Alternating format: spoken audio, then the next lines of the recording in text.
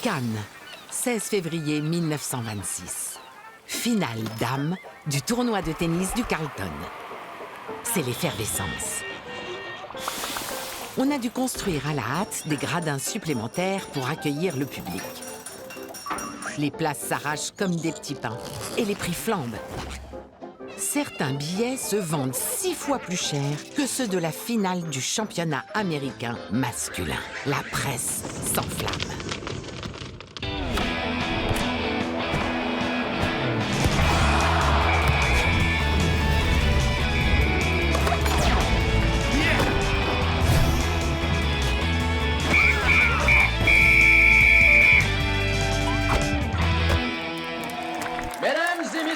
Nous avons à droite Helen Wills, étoile montante du tennis américain. Elle remporte en 1921 le championnat de Californie et de 1923 à 1925, 3 titres consécutifs aux championnats nationaux américains. Suzanne! Suzanne! Suzanne! La journée va être très longue. Et à gauche, Suzanne Lenglen. Entre 1919 et 1925, la Française remporte 6 fois Wimbledon et 5 fois les championnats de France. Elle est surnommée la Divine, en référence à un style de jeu très élégant. Depuis la Première Guerre mondiale, elle n'a perdu qu'un seul match sur abandon. 6 fois Wimbledon? Wow, elle cogne. Ouais, mais à l'époque, les tournois du Grand Chelem n'étaient réservés qu'aux amateurs. Genre, tu veux dire que même moi, j'aurais pu participer à Flushing Meadow? La Fédération internationale de tennis, qui régit ce sport depuis 1913, ne voulait pas qu'il y soit question d'argent. Mais sous la pression du plus grand des tournois, Wimbledon, la donne a changé. Et depuis 1968, les compétitions de la Fédération sont ouvertes aux professionnels. Ah, tu vois, tu aurais pu. D'ailleurs, tante Marthe dit que tu as un super coup droit. Ah, si tante Marthe le dit. Avec cette bonne poigne, tu aurais même pu être joueuse de jeu de paume, l'ancêtre du tennis. Au Moyen-Âge, le jeu de paume se pratiquait à main nue. Peu à peu, les joueurs se sont équipés de gants, puis de battoirs, et enfin de raquettes. Quant au tennis, on admet généralement qu'il naît en 1874. Cette année-là, le major Walter Clopton Wingfield fait breveter un nouveau jeu qu'il pratique sur herbe et le commercialise sous le nom de lawn tennis, ou tennis sur gazon. Par la suite, on appellera ce sport plus simplement le tennis parce qu'on le pratique sur 4 surfaces différentes, correspondant aux 4 tournois du Grand Chelem et... Dites donc, vous m'écoutez?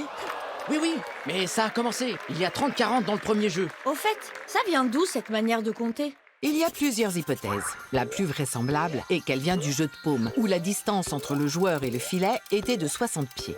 À chaque fois qu'un joueur marquait un point, il avançait de 15 pieds vers le filet et le jeu était remporté par le premier qui touchait le filet. Suzanne vient de remporter le premier set, 6 jeux à 3. Yes! Au tapis l'aricaine. Bah toi, t'as jamais entendu parler d'étiquette. Quoi? Le truc accroché aux vêtements? L'étiquette est un ensemble de lignes directrices qui dictent une conduite appropriée sur un court de tennis. Le but est que ce sport reste convivial et amusant, quel que soit le niveau auquel on le pratique. Il y a des règles simples, comme par exemple s'excuser après un coup chanceux, contester avec politesse, jouer avec sportivité, terminer le match avec élégance. Étiquette, élégance. On parle de sport ou de mode, là? Les deux sont liés. Au-delà d'être une grande championne, Suzanne Lenglen est aussi une des premières femmes à jouer avec les bras nus et les chevilles apparentes. Sa tenue a évidemment fait scandale. La bien-pensance de l'époque tenait à ce que le corps des femmes reste caché. Elles étaient comment ces tenues au tout début? Figure-toi que de nombreuses représentations des Jeux de la Grèce antique montrent des athlètes pratiquant le sport entièrement nus. D'ailleurs, le mot gymnastique vient du grec gymnos, qui signifie nu. Dans le monde hellénique, la nudité symbolisait l'équilibre idéal entre le corps et l'esprit. Eh ben voilà, on fait suer Suzanne pour des bras nus, alors qu'au départ, c'était tout l'attirail qui était à l'air. Ensuite, il s'est passé quoi? Quelques siècles plus tard, chez nos amis romains, les gladiateurs combattaient très peu vêtus, en signe de leur virilité. De nos jours, c'est Rambo qui se bat comme ça. Au Moyen-Âge, il n'y a plus que la natation qui se pratique nue. Les autres sports, comme la course, la marche et bien sûr l'équitation, se pratiquent habillés. Ouais, c'est pour la distanciation sociale. Et les femmes? Au 19e siècle, les femmes n'avaient pas le droit de faire de la bicyclette parce qu'il aurait fallu qu'elles portent un pantalon. Or, cela leur était interdit par la loi du 7 novembre 1800. Toute femme désirant s'habiller en homme doit se présenter à la préfecture de police pour en obtenir l'autorisation. Cette interdiction a été partiellement levée par 2 circulaires de 1892 et 1909, autorisant aux femmes le port du pantalon si elles tenaient par la main un guidon de bicyclette ou les rênes d'un cheval. Cheval pure race loue ses services pour femmes désirant porter un pantalon. Prestation à l'heure. Il n'y a pas de son métier. Pour l'anecdote, cette loi sera définitivement abrogée en 2013. À la belle époque, les femmes à vélo préfèrent le bloomer ou culotte bouffante. Mais cette tenue sera fortement décriée. Elle est vue comme le signe d'une masculinisation de la femme, jugée dangereuse pour l'équilibre social. Au fait, c'en est où le match du siècle?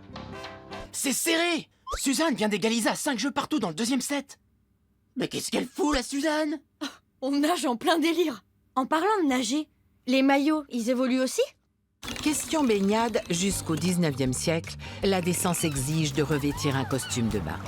Il s'agit d'une tenue complète qui recouvre tout le corps. Tunique à manches longues et pantalon descendant jusqu'au mollet, le plus souvent en laine ou en flanelle. Quelques accessoires peuvent venir compléter la panoplie, comme des corsets en toile, des bas de laine, même des chaussures de bain. Vers la fin du 19e siècle, ce costume va s'alléger et se raccourcir, notamment pour dégager les bras. Peu à peu, des femmes commencent à s'adonner à la nage sportive. L'une d'elles a particulièrement œuvré à l'évolution du maillot, Annette Kellerman. Annette Kellerman avait contracté la polio à l'âge de 6 ans et était obligée de pratiquer la natation pour des raisons médicales. Elle deviendra une sportive hors pair. En 1905, à 19 ans, elle est la première femme à tenter la traversée de la Manche à la nage. Elle ratera son défi de peu dans une eau à 11 degrés.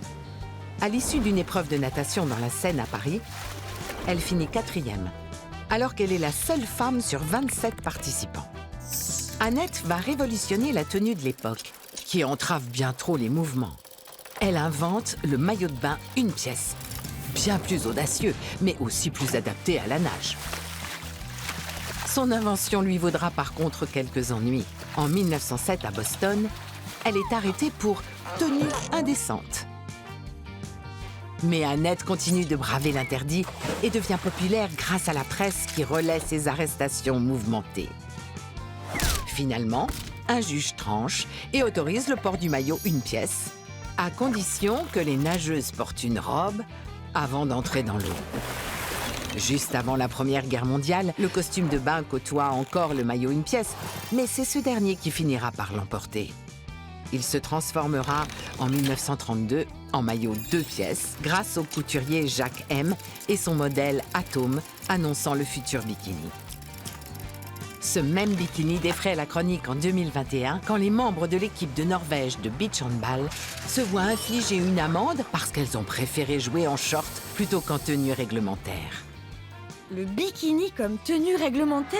Quand on les empêche de porter le bikini au Qatar, les joueuses allemandes menacent de boycotter le tournoi. Faudrait savoir. Peut-être qu'on pourrait simplement laisser le choix aux femmes de porter la tenue qu'elles veulent, plutôt que de toujours les contraindre. Vous les mecs, on vous fout une paire royale. Ouais, pas faux. Eh ben voilà, victoire à l'arraché de Suzanne Langlaine en 2-7. 6-3, 8-6. La prochaine fois, Hélène Wills lui fera sa fête. Ah, mais il n'y aura pas de prochaine fois, hein. C'était leur seule rencontre. Et après ça, Suzanne est passée pro. Elle pouvait plus participer au tournoi du Grand Chelem. Ah oui, elles étaient plus dans le même circuit. L'une pro, l'autre amateur. Exactement. Et en 1938, Suzanne a mis un terme à sa carrière après avoir été mordue à la main droite par un chien.